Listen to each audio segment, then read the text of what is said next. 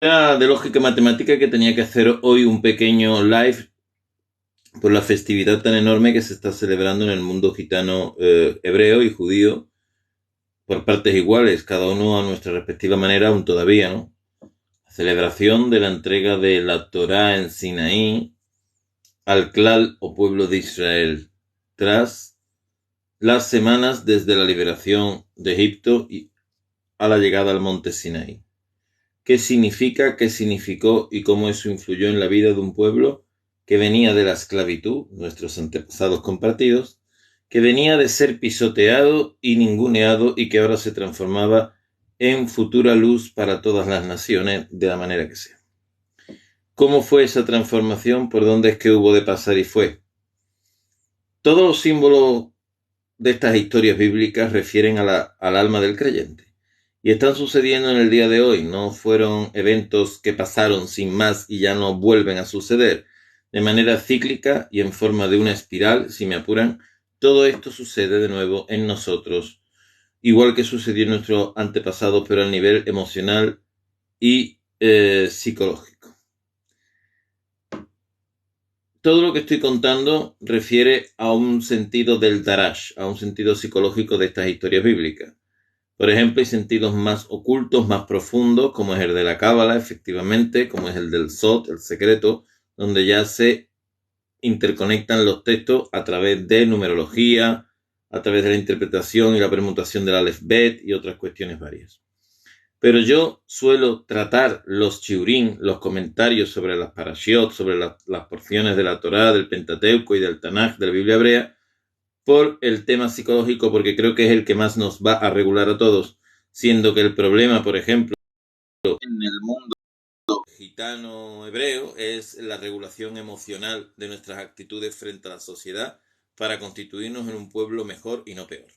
Por eso estoy intentando, de alguna manera, dar todos estos comentarios desde hace ya más de 4 años.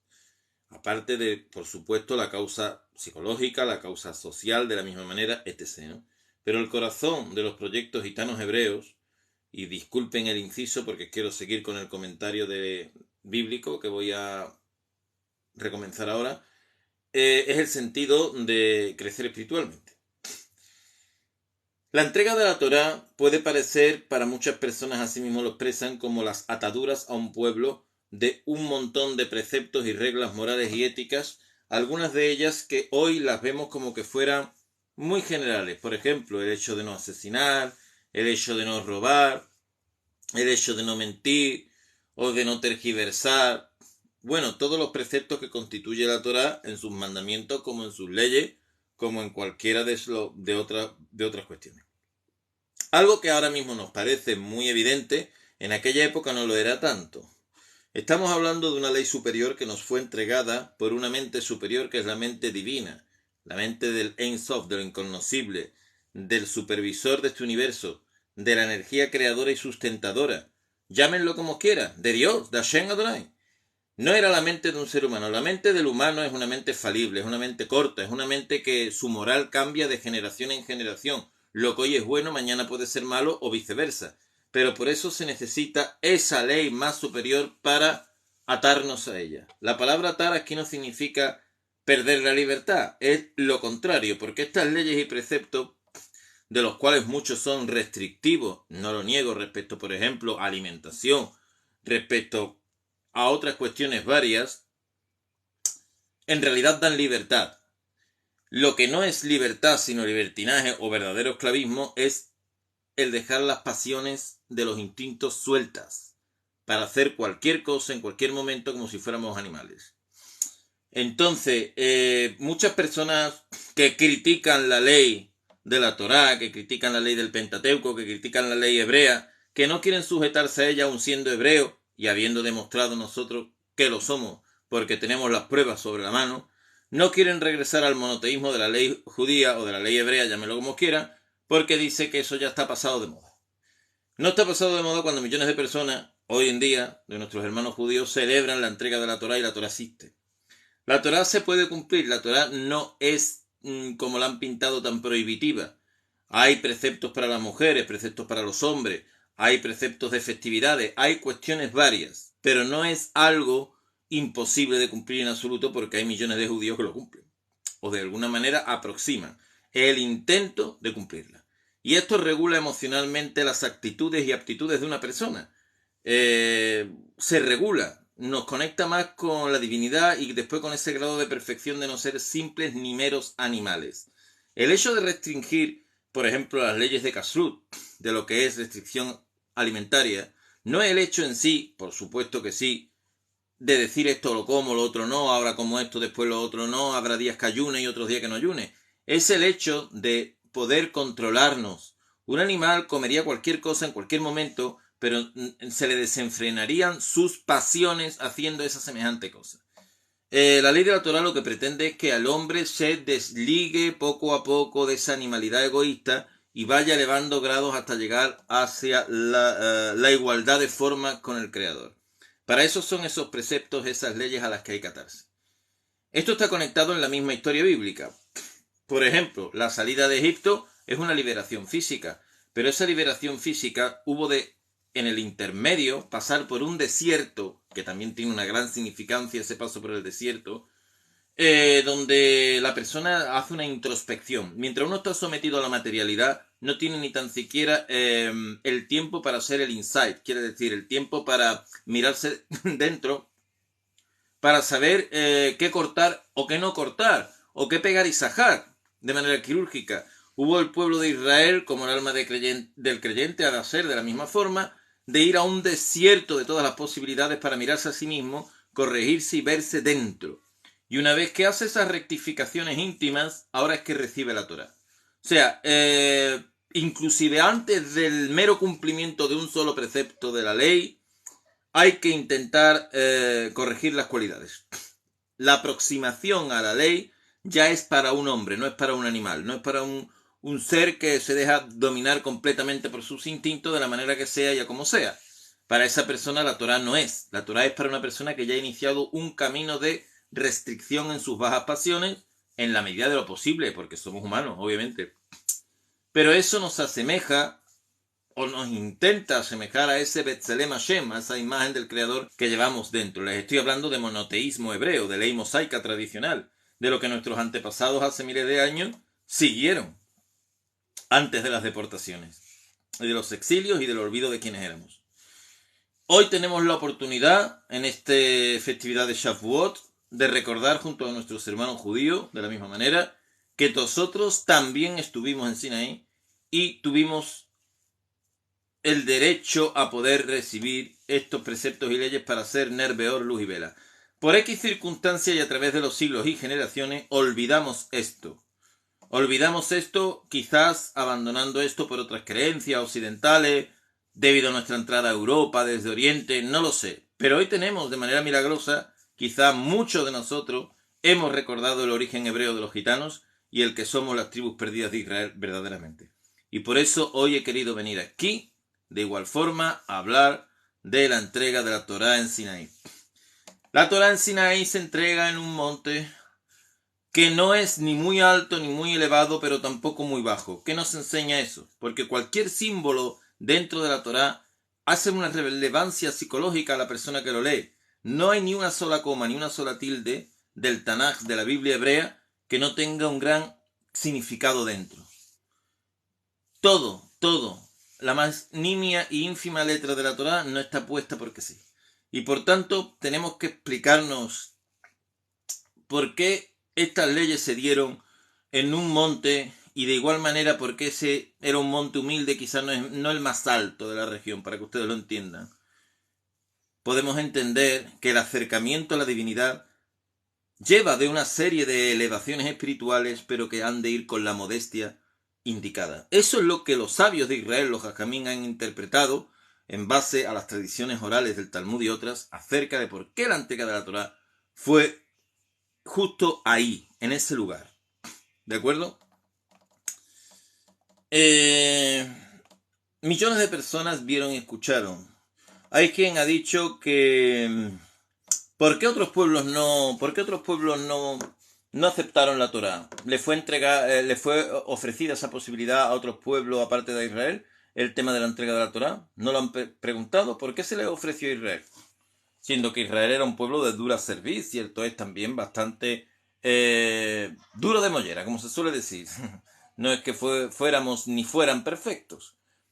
Pero de alguna manera, y los sabios de Israel así lo interpretan, el pueblo de Israel dijo que sí, un sí sin condiciones a recibir la Torá, aprobarla, hacerla y después opinar. Otros pueblos, parece ser, no quisieron estas restricciones porque precisamente prefirieron el libertinaje puro y duro, de ser simples animales.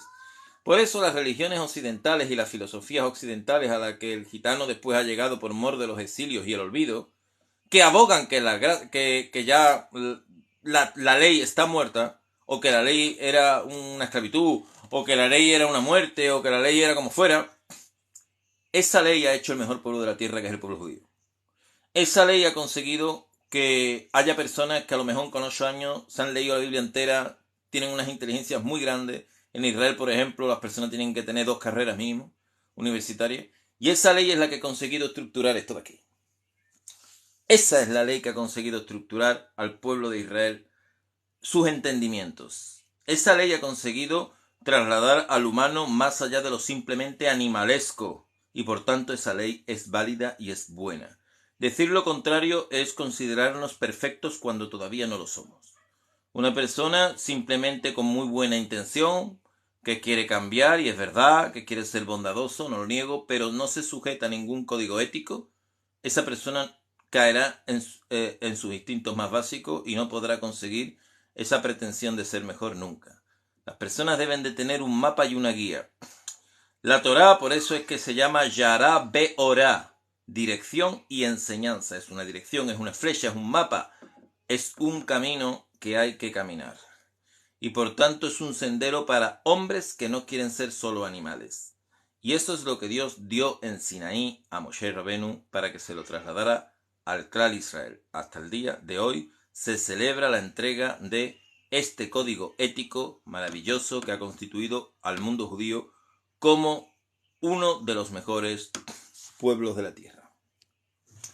Por tanto, este pequeño shiur, en toda su modestia, viene para hacer una mano tendida al mundo judío de parte del mundo gitano hebreo que represento en parte, y desde mi boca, mis palabras, por decirlo de alguna manera, muchas de vuestras opiniones están aquí hoy dispuestas para que el mundo judío en todas las páginas de Facebook y otras pueda escuchar este pequeño shiur de un gitano hebreo hacia la nación judía en este día tan especial de Shavuot, de la entrega de la Torá, que para mí también es muy emocionante, porque años atrás, cuando no sabíamos, cuando no habíamos recordado, no sabíamos que nosotros también estuvimos allí. En tremendo milagro, donde millones de personas vieron y escucharon directamente cómo Dios daba las leyes en Sinaí. Una vez que eso sucedió, el pueblo se dispuso a obedecer y este pueblo comenzó a cambiar y a encauzarse. Se diferenció del resto de las naciones circundantes en que tenía ética y una ética superior. Y todos vieron y reconocieron que incluso en la guerra como en la paz el pueblo judío, el pueblo hebreo, se comportaba de otra manera, no como los salvajes de alrededor. Este pueblo tuvo el mérito de llegar a Canaán, conquistarlo con la ayuda del Señor y ser luz y lumbrera. No podemos quitar jamás el mérito de los Bene Israel, de nuestros antepasados, ante el resto de naciones que eran idólatras, quemaban a sus hijos en el fuego, cuando iban a la guerra violaban, mataban, hacían verdaderas barbaridades, mientras el pueblo de Israel tenía un código ético, el primer pueblo de la tierra en tener un código ético que decía: no asesinarás, no mentirás, no adulterarás, respetarás a tu padre y a tu madre, etc., etc. Esto que hoy nos parece tan evidente, no era tan evidente en aquella época. Dios quiso dárselo a este pueblo. Y ahora voy a algo muy importante. Últimamente recibí acusaciones de judeoconversos, justamente, o sea, de gente que ha entrado al judaísmo y se han fanatizado más que los propios judíos, por decirlo de alguna manera, diciéndonos que nosotros, ¿por qué nos la dábamos de que nosotros éramos de Israel? Si muchos de nosotros, sí, íbamos a judaizar, como es mi caso, pero otros eran cristianos, otros eran evangélicos, otros eran mesiánicos, y que el ADN no tenía nada que ver. Perdonen, el ADN sí tiene que ver. Y les voy a explicar por qué. Adonai, el Señor, no quiso y no le dio la Torá a cualquiera, o no dio la Torá hoy aquí, mañana allí, hoy la voy a dar en Armenia, pasado me voy a la China a entregarla en otro monte. No, Adonai se la dio a unas personas que venían de los lomos de una familia, que venían de los lomos de unas personas. Para Adonai Hashem, la genética se importó en ese momento. Si no, se lo hubiera dado a cualquiera, en cualquier lado o en cualquier pueblo de cualquier nación. Quiso dársela a unas personas descendientes de unas personas descendientes de unas personas. La genética estaba presente en las decisiones de Adonai. Yo lamento mucho que hoy en día la gente piense que todo el monte es orégano y que un plátano es igual a una manzana. Pero no, un plátano es amarillo y una manzana es verde. Y sintiéndolo mucho, aunque hoy estamos en el tema de la igualdad, entre comillas, un hombre no es una mujer no es un hombre, un gitano no es un húngaro y un húngaro no es un francés. Y por tanto, tenemos que darnos cuenta que Dios ha querido las cosas de una determinada manera, con un orden, con una virtud. Quiso que Israel tuviera la vasija genética que nosotros todavía conservamos porque nos hemos ido sin mezcla apenas a través de los siglos. Quiso que esta vasija genética tuviese esa Torá, la practicara y fuera ejemplo y guía. Y sigue queriendo esto, porque Dios no es un Dios de cambios. Dios es un Dios de pactos eternos para su pueblo y sus generaciones. Y cuando Dios llama a un pueblo sus hijos, es como si tú hoy le dijera a tu hijo que es tu hijo y mañana ya no es tu hijo. Eso es mentira. Un hijo siempre será un hijo aunque se portara mal o se portara bien. Y siempre vas a querer a tu hijo más que a tu vecino, aunque tu vecino sea más bueno contigo que tu hijo. Quiere decir que para Dios Israel es su hijo y lo sigue siendo. Y esa es la pura verdad del cuento, por más que ahora diga mucha gente, no, pero cambió, el pacto cambió, ahora no sé qué, y ahora estamos injertados y los otros están más injertados. Cuando injertas tantas cosas en el mismo árbol, el árbol se muere. No tantos injertos por aquí. Nosotros somos del clan de Israel, pertenecemos a los 12 hijos de Jacob, nuestro patriarca, tenemos el clío, la vasija genética para aceptar los preceptos de la Torá, y en el momento en que lo vayamos haciendo de manera gradual, respetemos los sábados y hagamos todo lo que tenemos que hacer, nosotros vamos a recibir unas bendiciones impresionantes. Todos estos siglos de maldición y todos estos siglos de exilio y ostracismo van a tornarse en lo contrario. De ser piedra quebrada vamos a ser piedra angular. Y de ser la oscuridad más grande para las naciones, vamos a ser la luz más grande entre las naciones. Ya los grandes cabalistas dijeron que de la oscuridad más grande saldría la luz más grande. Y así mismo ha sido. Y así mismo será. Quiero deciros que Adonai Hashem ya ha dado en el Tanaj, en la Biblia hebrea, muchísimos ejemplos de cómo rescata a su pueblo y de cómo perdona a su pueblo. Sansón, de la Biblia lo conoceréis perfectamente, perdió su fuerza, pero después la recuperó y derrumbó los templos de la idolatría. Dios siempre se acordará de sus hijos y aunque lo castigue y aunque lo ponga en exilio, le devolverá su fuerza como Sansón le fue devuelta. Lo está haciendo y nos está haciendo recordar. El rey David era un pastor, pero Dios era el único que sabía que verdaderamente no era un pastor, era un rey, que todavía era un pastor, pero que iba a ser rey. Nosotros somos un pueblo que hemos sido olvidados, pero en el fondo, Él escondió en nosotros esta luz que ahora va a salir de las 12 tribus de Jacob unidas en un solo ejad o unión plural. Hagan caso, porque es una lección que Adonai da a las naciones. Adonai da a las naciones la lección de que las personas que fueron peor miradas, en realidad era su pueblo. Para que todo el mundo calle sus bocas y tengan una lección de humildad en sus frentes. Porque esa es la manera en que Dios hace las cosas. Y por eso ustedes tienen que sentirlo aquí. Las pruebas están sobre la mesa. Tenemos muchos libros de divulgación.